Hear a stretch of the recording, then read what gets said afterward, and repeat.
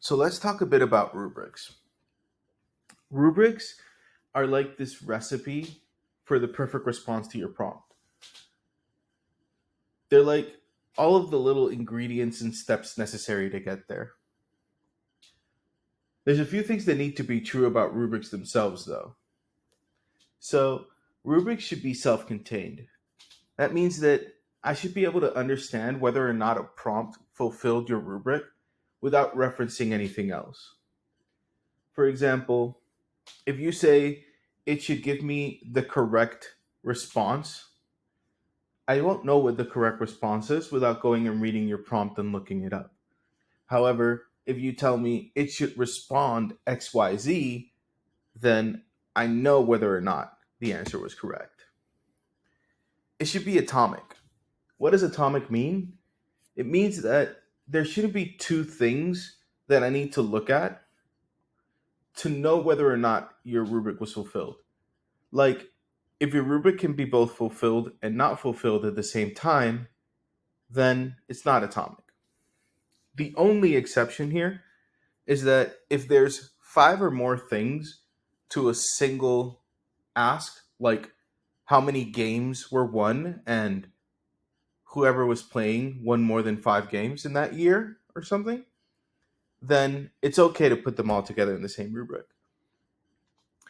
Your rubric should be grounded in the task, right? You're looking at the model trajectories, you're looking at the prompt.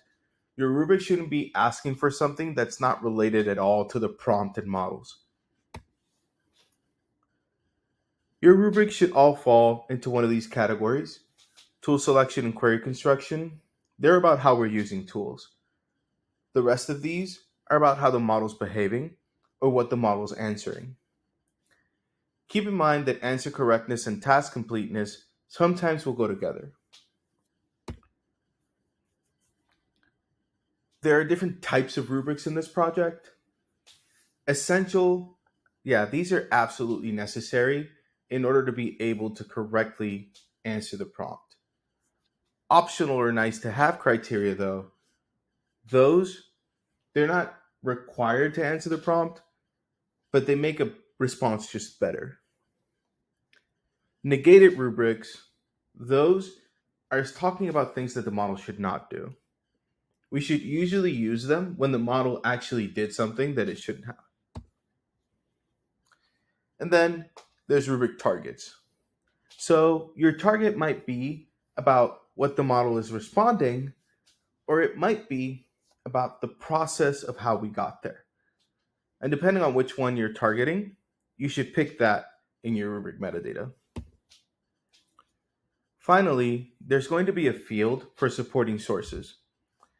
Your supporting sources are there to help a human understand why your rubric is correct or necessary. If your rubric's targeting tool selection, you should always include a natural language explanation on why that tool should be used. If your rubric's targeting query construction, then you should have the JSON schema from the tool present here. For everything else, you should have a full tool output from one of the tools in the trajectory, accompanied with an explanation on why that tool output makes your rubric be correct. There's a lot of specific formatting for rubrics about how they should be written. For example, phrasing around the response must, the response output must. So please take a look at our instructions and the rest of this onboarding course to get a good sense of that as well.